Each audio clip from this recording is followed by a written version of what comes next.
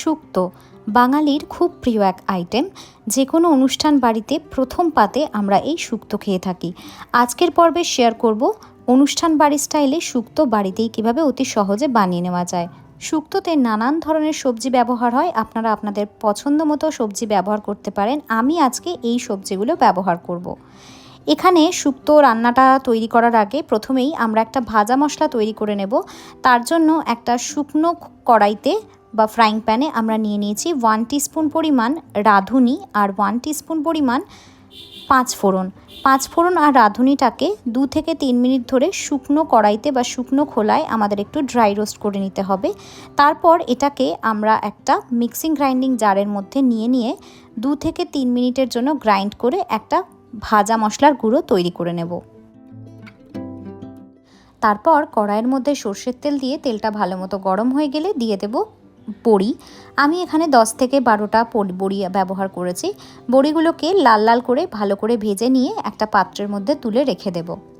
এবারে ওই সেম তেলের মধ্যেই আমরা দিয়ে দেব পাতলা পাতলা সরু সরু করে কেটে রাখা উচ্ছেটাকে খুব ভালো করে একটু ভেজে নেব।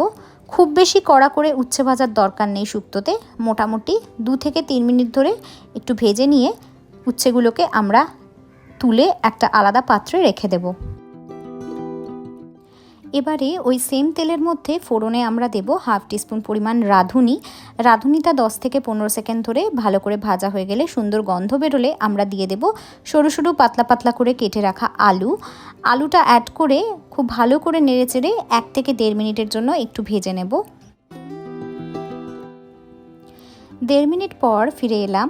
এবারে আমরা কড়াইয়ের মধ্যে অ্যাড করব পাতলা পাতলা সরু সরু করে কেটে রাখা পেঁপেটা অ্যাড করে খুব ভালো করে আরেকবার নেড়েচেড়ে দিয়ে আরও 1 থেকে 1.5 মিনিটের জন্য পেঁপে আর আলু একসাথে ভেজে নেব।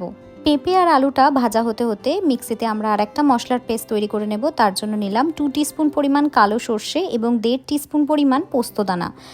সর্ষে আর পোস্তটা প্রথমে মিক্সিতে ড্রাইভাবে কিছুটা গুঁড়ো করে নিয়েছি।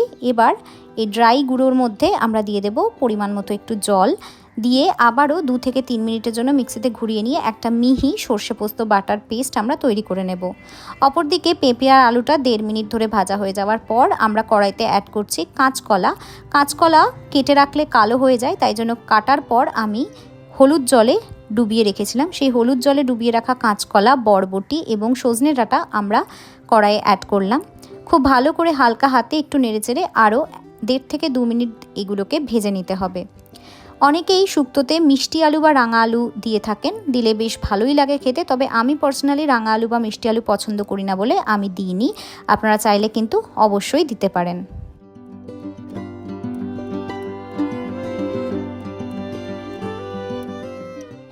দু মিনিট পর ফিরে এলাম। এবারে আমরা শেষ সবজি দেব, সেটা হচ্ছে বেগুন আগে থেকে দিলে গলে যেতে পারে, কারণ বেগুন খুব নরম একটা সবজি, তাই সব শেষে আমরা বেগুনটাকে দেব। বেগুনটা দিয়ে আবারও খুব ভালো করে একটু নেড়েচেড়ে নিয়ে আরও 1.5 থেকে 2 মিনিটের জন্য সমস্ত সবজি আমরা ভেজে নেব। বেগুন সমেত 2 মিনিট সব ভেজে নেওয়ার পর এবার আমরা অ্যাড করছি আদা বাটা।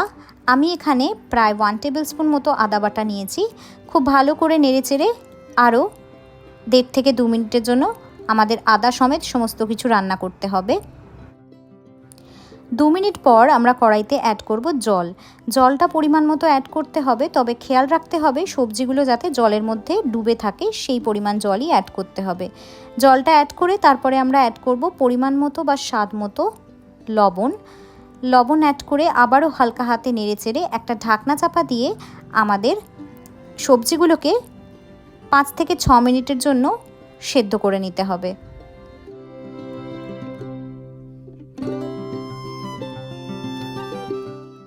6 মিনিট পর ফিরে এলাম। দেখতেই পাচ্ছেন একদম টকবক করে ফুটে উঠেছে জল সমেত সবজিগুলো, এবং সুন্দর মোটামুটি দেখে মনে হচ্ছে 70% মতো সবজিগুলো কিন্তু বয়েল হয়ে গেছে বা সেদ্ধ হয়ে গেছে। এবারে আমরা যে সর্ষে পোস্ত বাটাটা বেটে রেখেছিলাম সেই বাটাটা আমরা কড়াইয়ের মধ্যে অ্যাড করে সামান্য পরিমাণে একটু জলও অ্যাড করব। মানে মিক্সিতে যেহেতু বেশ কিছুটা পরিমাণ সর্ষে পোস্ত লেগেছিল, তাই খানিকটা পরিমাণ জল নিয়ে মিক্সি দেওয়া জলটা আমরা অ্যাড করলাম। আবারও খুব ভালো করে হালকা হাতে আমাদের নেড়েচেড়ে নিতে হবে এবং একটা ঢাকনা চাপা দিয়ে আরও 3 থেকে 4 মিনিটের জন্য আমাদের রান্নাটা করতে হবে।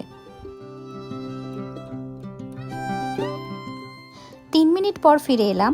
এবারে আগে থেকে ভেজে রাখা উচ্ছেগুলো আমরা কড়াইতে অ্যাড করব এবং তারপরে অ্যাড করব যে ভাজা মশলার গুঁড়োটা আমরা করে রেখেছিলাম, মানে যে শুক্তো মশলাটা বানিয়ে রেখেছিলাম তার 2 টিস্পুন পরিমাণ এখন আমরা অ্যাড করব। অ্যাড করে খুব ভালো করে হালকা হাতে আমাদের একটু নেড়েচেড়ে নিতে হবে এবং আরও 2 থেকে 3 মিনিটের জন্য রান্নাটা আমাদের করতে হবে। 3 মিনিট পর ফিরে এলাম। এবারে আমরা কড়াইতে অ্যাড করছি চিনি। চিনি কিন্তু শুক্তোতে অবশ্যই দিতে হবে।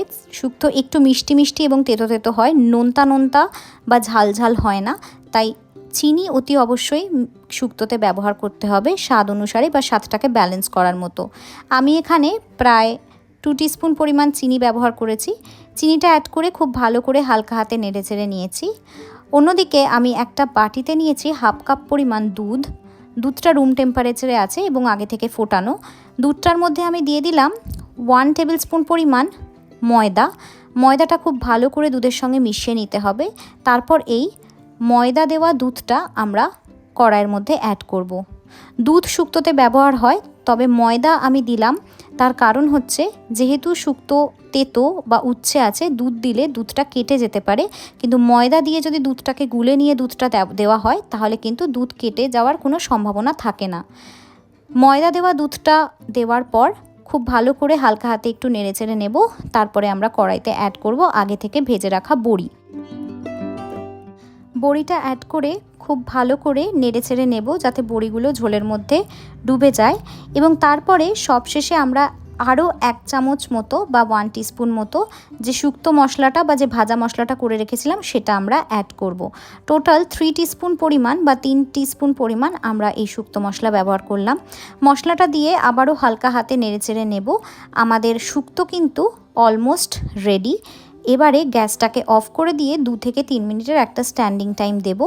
তারপরেই গরম গরম শুক্তো গরম গরম ভাতের সঙ্গে সার্ভ করব।